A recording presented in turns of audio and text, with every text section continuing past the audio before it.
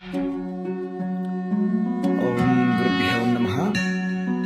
ನಮಸ್ಕಾರ ವೀಕ್ಷಕರೇ, ಇವತ್ತು ನಾನು ನಿಮಗೆ ಅತಿ ಅದ್ಭುತವಾದಂತಹ ಒಂದು ವಶೀಕರಣ ಮಂತ್ರವನ್ನ ಕೆಲವೇ ಕ್ಷಣಗಳಲ್ಲಿ ನೀವು ಇಷ್ಟಪಟ್ಟಿರುವಂತಹ ಸ್ತ್ರೀ ಆಗಲಿ ಅಥವಾ ಪುರುಷ ಆಗಲಿ ಯಾವ ರೀತಿ ವಶ ಮಾಡ್ಕೋಬೇಕು, ಯಾವ ರೀತಿ ನಿಮ್ಮಂತಾಗಬೇಕು ಅಂತ ಅತಿ ಸುಲಭವಾದಂತಹ ಸರಳತೆಯಾದಂತಹ ನಿಮಗೊಂದು ಮಂತ್ರ ಹೇಳ್ಕೊಡ್ತೀನಿ ವೀಕ್ಷಕರೇ.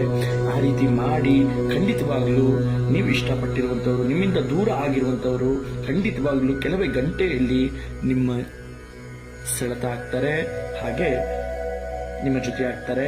ವೀಕ್ಷಕರೇ, ಮಂತ್ರ ಏನು ಅಂತ ಹೇಳ್ತೀನಿ ನೋಡಿ. ಮುಖ್ಯವಾಗಿ ಈ ರೀತಿ ಒಂದು ಬಿಳಿ ಹಾಳೆಯಲ್ಲಿ ಓಂ ಸಿದ್ಧಿ ಸಾಧಕ ವಶೀಕರಣಾಯ ನಮಃ ಅಂತ ಬರ್ಕೋಬೇಕು ವೀಕ್ಷಕರೇ. ಮುಖ್ಯವಾಗಿ ಬರ್ಕೊಂಡ ನಂತರ ನೀವು ಇಷ್ಟಪಟ್ಟಿರುವಂತಹ ಸ್ತ್ರೀ ಮತ್ತೆ ಪುರುಷ ನಿಮ್ಮ ಇಬ್ಬರ ಹೆಸರು ಇಲ್ಲಿ ಬರ್ಕೋಬೇಕಾಗುತ್ತೆ.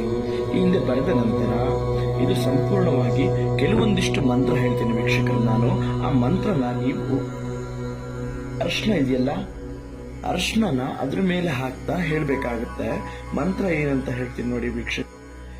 ದೇವಾಸುರ ಮನುಷ್ಯ ಸ್ವಂ ಸ್ವಂ ಏವ ಜಯಂ ಲಭೇತ್ ಏಕಸಂಧ್ಯಂ ತ್ರಿಸಂಧ್ಯಂ ವಯಂ ಪಠಿನ್ಯಥೋ ನರಂ. ಈ ರೀತಿ ಮಂತ್ರ ಹೇಳ್ಕೊಂಡು ವೀಕ್ಷಕರೇ ಅರ್ಶನ ಹಾಕಿದ ನಂತರ ಮಡಚ್ಕೋಬೇಕಾಗುತ್ತೆ ವೀಕ್ಷಕರೇ. ಮಡಚ್ಕೊಂಡಿದ ನಂತರ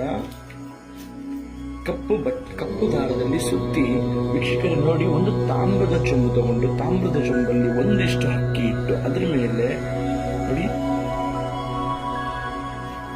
ಅರ್ಶನದ ಕೊಂಬಿಡ್ಬೇಕಾಗುತ್ತೆ. ಅರ್ಶನದ ಕೊಂಬು ಇಟ್ಟ ನಂತರ ವೀಕ್ಷಕರೇ ಇದು ಈ ರೀತಿ ಒಳಗಡೆ ಇಡಬೇಕಾಗುತ್ತೆ ವೀಕ್ಷಕರೇ. ಒಳಗಡೆ ಇಟ್ಟು ಒಂದು ಕಪ್ಪು ಬಟ್ಟೆಯಲ್ಲಿ ಕಟ್ಟಬೇಕಾಗುತ್ತೆ. ಕಪ್ಪು ಬಟ್ಟೆಯಲ್ಲಿ ಕಟ್ಟಿದ ನಂತರ ವೀಕ್ಷಕರೇ ಒಂದು ರಾತ್ರಿ ಕುಬೇರ ಸ್ಥಳದಲ್ಲಿ ಇಡಬೇಕಾಗುತ್ತೆ.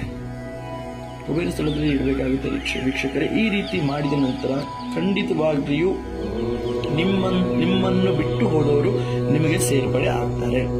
ನಮಸ್ಕಾರ.